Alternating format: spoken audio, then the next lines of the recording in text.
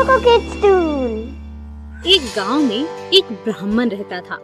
वह आसपास के गांव में भीख मांगकर अपना और अपने परिवार का पेट पाला करता था।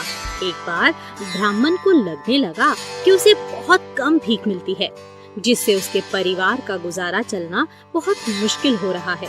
इसीलिए उसने सोचा, मुझे राजा से मदद लेनी चाहिए। ब्राह्मण राज दरबार जाने के लिए घर से निकल पड़ा। जब वो जंगल में से गुजर रहा था तो उसे एक पेड़ के पास एक सांप दिखाई दिया। सांप ब्राह्मण को प्रणाम करके बोला, हे ब्राह्मण महाराज, आज सुबह सुबह कहाँ जाने के लिए निकल पड़े? ब्राह्मण ने अपनी समस्या सांप को बताई। मैं राजा से सहायता लेने के लिए जा रहा हूँ। मुझे पता है आप क्या समस्या लेकर जा रहे हो। तुम्हारे घर में इस समय बहुत गरीबी छाई हुई है, इसलिए राजा से मदद लेने जा रहे हो। सांप, आप तो सब जानते हो। हाँ ब्राह्मण, मैं जादुई सांप हूँ और भविष्यवाणी कर सकता हूँ कि आगे क्या होने वाला है। कैसी भविष्यवाणी? हे ब्राह्मण महाराज, मैं तुम्हें एक भविष्यवाणी सुनाता हूँ। तुम वो राजा को बता सकते हो, लेकिन मेरी ये शर्त है कि राजा से मिलने वाले धन में से आधा तुम मुझे दोगे। ब्राह्मण ने शर्त मान ली। राजा से कहना कि इस साल अकाल पड़ेगा, इसीलिए प्रजा को बचाने के लिए जो भी उपाय करना हो कर लेना।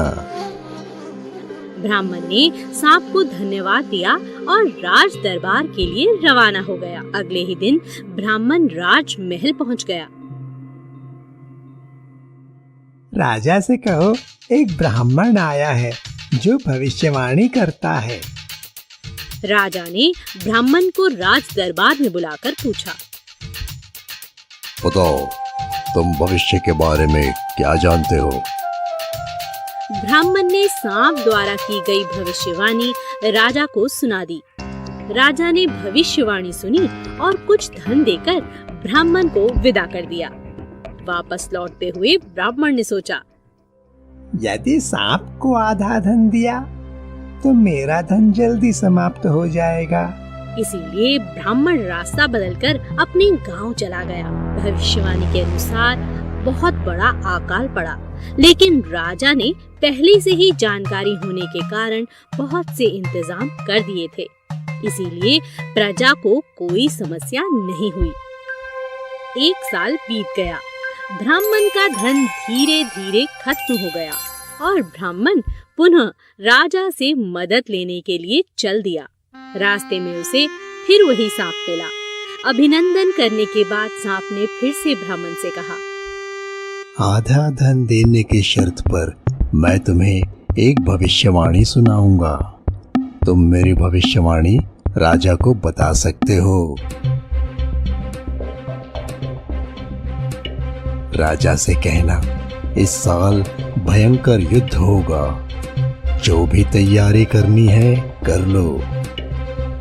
आधा धन देने का वादा कर सांप से विदा लेकर ब्राह्मण राज दरबार पहुंचा। राजा ने बहुत सम्मान के साथ ब्राह्मण का स्वागत किया और एक और भविष्यवाणी करने के लिए कहा, महाराज, इस साल एक बहुत भयंकर युद्ध होगा। आपको जो भी तैयारी करनी है अभी से कर लो। इस बार राजा ने ब्राह्मण को पहले से भी अधिक धन देकर विदा किया। अब रास्ते में फिर ब्राह्मण ने सोचा, यदि सांप मिला तो आधा धन मांगेगा। इतने सारे धन का आधा मैं उसे क्यों दूं? क्यों ना सांप को लाठी से मार दिया जाए। हाथ में लाठी लिए ब्राह्मण जब सांप के पास पहुंचा तो सांप खतरा भांपकर बिल में जाने लगा। ब्राह्मण ने सांप पर पीछे से लाठी से वार किया, जिससे सांप की पूंछ कट गई। लेकिन सांप जीवित बच गया। सांप की भविष्यवाणी के अनुसार इस साल राजा का पड़ोसी राज्य से भयंकर युद्ध हुआ, लेकिन पहले से ही बहुत अच्छी तैयारी होने के कारण राजा युद्ध जीत गए। 1.5-2 साल में ब्राह्मण का धन धीरे धीरे फिर से खत्म हो गया और उसके सामने फिर धन का संकट खड़ा हो गया। उसने एक बार फिर राजा से मदद लेने की सोची। एक दिन सुबह सुबह राज दरबार जाने के लिए नगर की ओर प्रस्थान किया।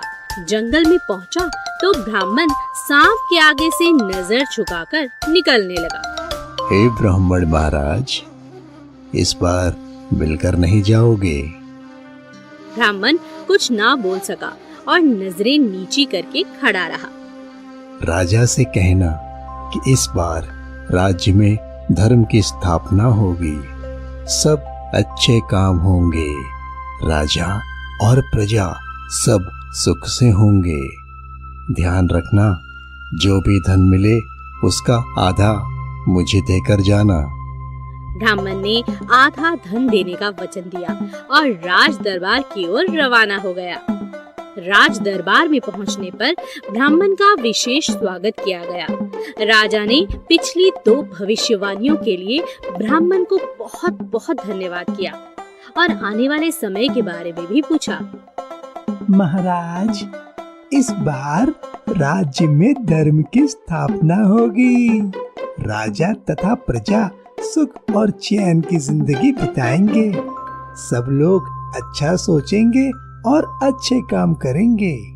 राजा ने ब्राह्मण को बहुत सारा धन देकर विदा किया। गांव वापस लौटते हुए ब्राह्मण ने सोचा, जब राजा ने थोड़ा धन दिया तो वो 1 साल में समाप्त हो गया, जब ज्यादा धन दिया तो वो 1.5 साल में समाप्त हो गया।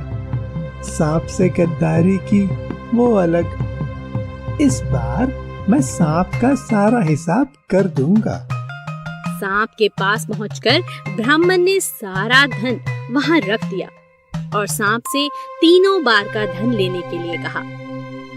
ब्राह्मण महाराज, जब अकाल पड़ा तो तुम रास्ता बदल कर निकल गए। जब युद्ध हुआ तो तुमने मेरी पूंछ काट दी, जिससे मेरा बहुत मजाक उड़ाया गया। अब राज्य में धर्म की स्थापना हो गई है। मैंने भविष्यवाणी की थी कि लोग अच्छे काम करेंगे। तुम भी धर्म के रास्ते पर आ गए हो। हम जंगली जानवरों को धन की क्या जरूरत। इस सारे धन को तुम ले जाओ, खुशी से जीवन बिताओ और किसी के साथ कभी भी धोखा मत करो। सांप को धन्यवाद देकर ब्राह्मण अपने गांव आ गया और उसने निर्णय लिया कि कभी भी अब किसी को धोखा नहीं देगा। लालच इंसान को भटका देता है, तो कभी लालच या धोखाधड़ी ना करें।